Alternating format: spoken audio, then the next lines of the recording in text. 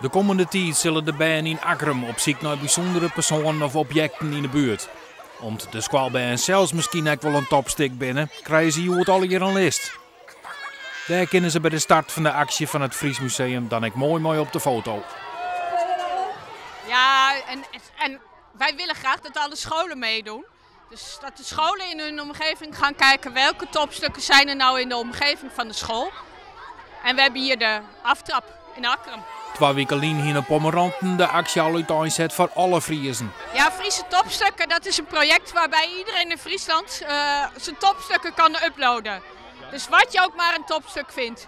Een terp, een kerk, een mooi schilderij, een mooi landschap, je mag het uploaden. Dit is Matte Hari en dit ben ik, Mathilda Tuinstra.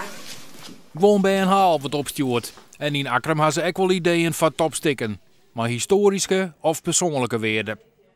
Anna, wat is het voor een idee van een topstick van het Fries Museum? De reuzen van Akrum. En wat is dat? Dat is een standbeeld. Er is een verhaal en dan zeiden ze... dan waren ze een gracht aan het graven. Dan zei eentje Akrum en daar is dan de naam Akrum uit ontstaan. Het parkje hier vlakbij. Wat is daar zo bijzonder aan? Nou, daar gebeurt heel veel. Daar zitten we heel vaak met de kinderen uit onze klas. En het is gewoon altijd heel gezellig.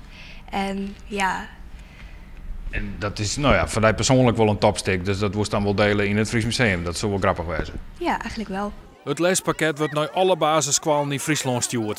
De school die het beste doet, die wint een museumnacht in het Fries Museum. Een overnachting in het museum? Ja, een overnachting in het museum.